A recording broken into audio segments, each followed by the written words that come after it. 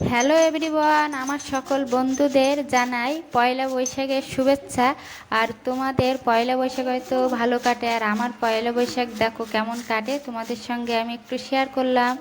তো দেখো আমি কিন্তু সকালে উঠে আগে বাসি উঠোন ঘর ঝাড় দিয়ে নিচ্ছি। আর কালকে একটু চলে গিয়েছিলাম মার্কেটিং করতে, আর কি কি মার্কেটিং করে এনেছি পয়লা বৈশাখে পরার জন্য। তো ভিডিও দেখতে থাকো, তাহলে বুঝতে পারবে যে আমি কি কি পয়লা বৈশাখের জন্য কিনেছি। তো ভিডিওটা তোমরা দেখতে থাকো। তো দেখো আজকে কিন্তু পয়লা বৈশাখের দিন ভীষণ রোদ্দুর। আর আর যেদিন আমি কথাটা সেট করছি সেই দিন কিন্তু ভীষণ বর্ষা হচ্ছিল। তো কেমন বর্ষা হয়েছে কি না হয়েছে তোমরা ভিডিও লাস্টে দেখতে পাবে, যে আমি কথা সেট করার সময় এত বিদ্যুৎ চমকাচ্ছিল বা বর্ষা হচ্ছিল, সেসব আওয়াজও কিন্তু উঠে গিয়েছে।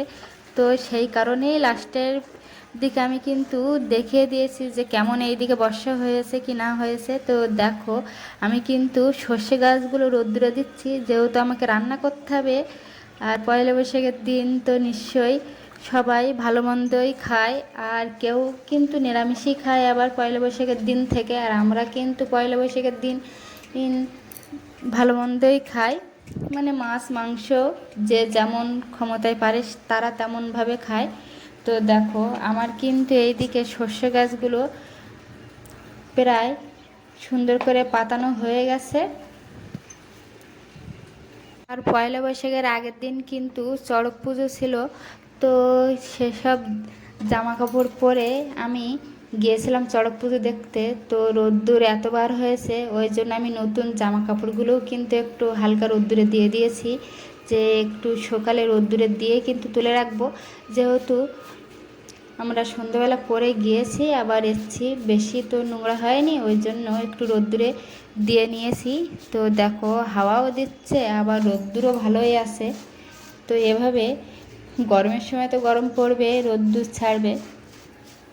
তো দেখো আর আমার মেয়েরা কিন্তু এইদিকে কাগজ কুচিয়ে এত পরিমাণে ঘর নোংরা করেছে, আমি ঝাড় দিয়ে পাচ্ছি না। দেখো আমি ঝাড় দিচ্ছি তাই এত কাগজ গোছানো। দেখো এই এই গুছিয়ে ঝাড় দিয়ে রাখবো, আবার দেখো খানিক পরে খেলাধুলো করে ওরা নোংরা করে রাখবে।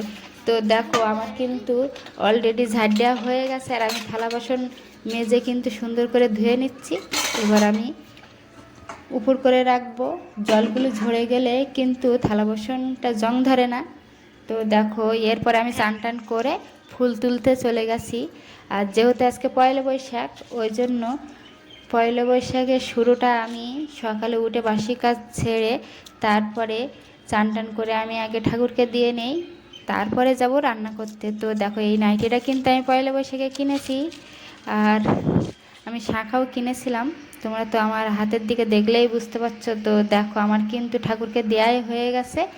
এবার কিন্তু আমি নমস্কার জানিয়ে ঠাকুরেরকে বলে তারপরে চলে যাব রান্না করতে। তো দেখো আমার কিন্তু এখানে রাধা কৃষ্ণ আছে, আর লক্ষ্মীনারায়ণ আছে, আর দুর্গা শিব সব রকমই আমি রাখি ঠাকুর ঘরে।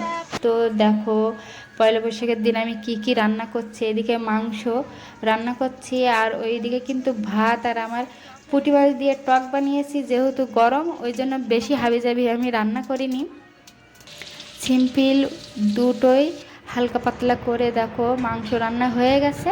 আর এইদিকে কিন্তু পুঁটি মাছের টক হয়ে গেছে, আর আমি তাড়াহুড়োর ভিতরে বেশি রান্নাও তোমাদের দেখাতে পারিনি। তো আমার এই ভিডিও তোমাদের কেমন লেগেছে অবশ্যই কমেন্টে জানাবে, আর যদি ভালো লেগে থাকে লাইক কমেন্ট শেয়ার আর সাবস্ক্রাইব করে পাশে থাকতে। তো আমি ভিডিওর প্রথমে বলেছিলাম যে আমাদের এইদিকে যখন আমি ভিডিওর কথা সেট করছি তখন এইদিকে কত বর্ষা হচ্ছে কি না হচ্ছে তোমাদের সেটা একটু তুলে ধরলাম। তো